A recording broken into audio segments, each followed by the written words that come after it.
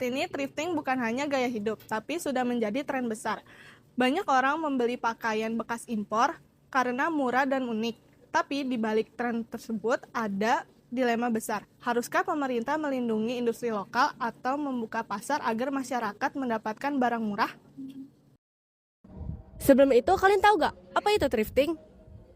Thrifting adalah kegiatan membeli pakaian bekas yang layak pakai. Biasanya memiliki kualitas bagus, model langka, dan harga terjangkau. Banyak juga pakaian second ini berasal dari beberapa luar negeri seperti Korea, Jepang, dan Eropa. Thrifting juga sangat populer dari kalangan anak muda. Yang pertama, karena harga murah, yang kedua gaya unik dan vintage, yang ketiga isu lingkungan, yang keempat pengaruh TikTok dan Instagram, yang kelima fenomena brand luar. Sumber pakaian bekas ini diimpor biasanya datang melalui kontainer besar, disortir ulang di gudang, lalu dijual di pasar thrifting, toko online atau pre-love.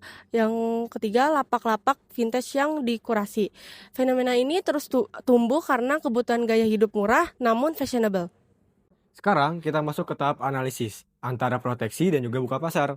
Masalahnya, impor pakaian bebas secara hukum sebenarnya dilarang di Indonesia. Mengapa demikian? Karena dianggap membahayakan industri lokal dan juga kesehatan masyarakat. Tapi pada kenyataannya, pasar thrifting masih tetap besar. Nah, disinilah muncul dilema antar proteksi dan juga buka pasar.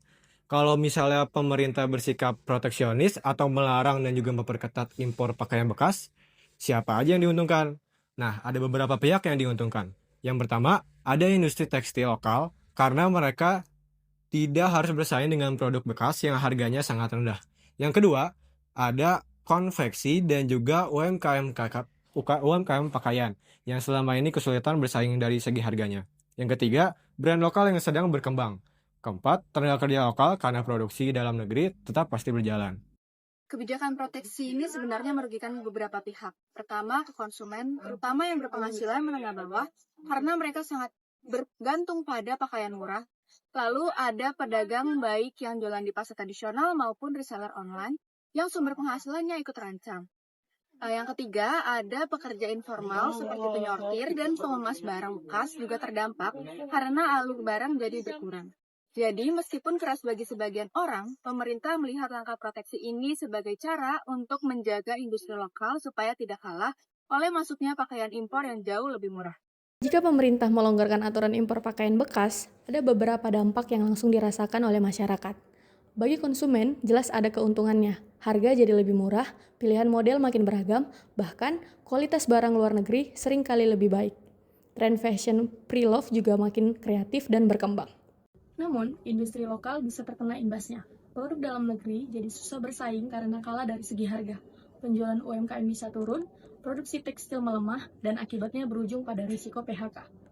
Dan Indonesia berpotensi menjadi tujuan pembuangan limbah pakaian dari negara lain. Ada pula risiko tambahan yang perlu diperhatikan. Dari segi kesehatan, tidak semua pakaian bekas dipastikan steril.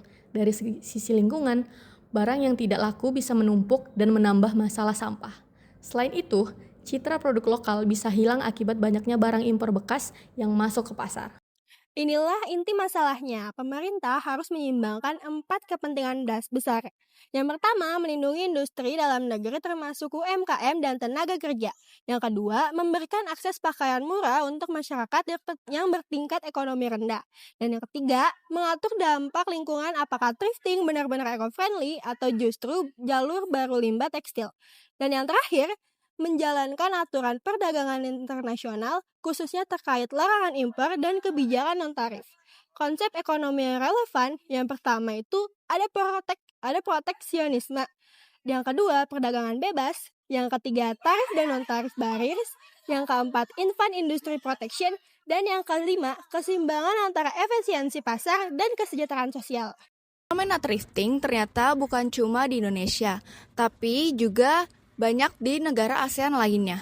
Yang pertama di Thailand, pasar pakaian bekas dari Jepang dan Korea ramai diburu anak muda. Lalu Malaysia juga punya budaya thrifting yang berkembang dengan sangat cepat, terutama di kota-kota besar.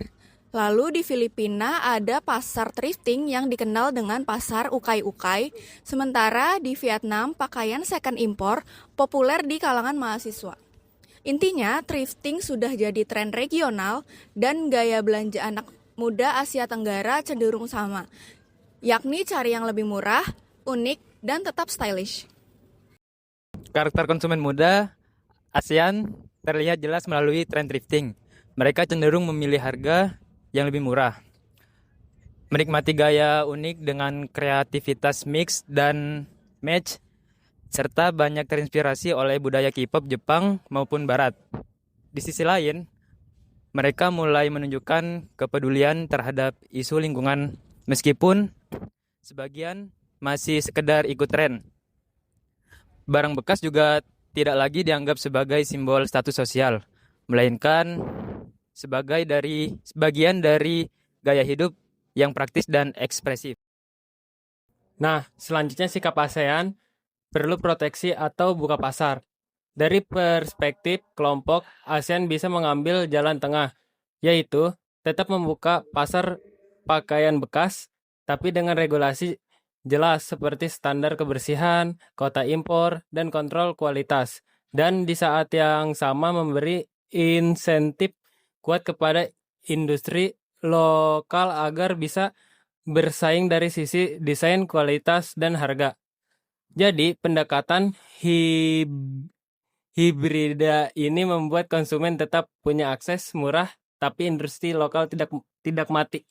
Sebagai penutup, fenomena thrifting menunjukkan bahwa kebijakan perdagangan itu nggak pernah sederhana. Ada berbagai kepentingan yang harus dipertimbangkan, dari perlindungan industri lokal, kesejahteraan masyarakat, hingga isu lingkungan dan juga tren gaya hidup masyarakat.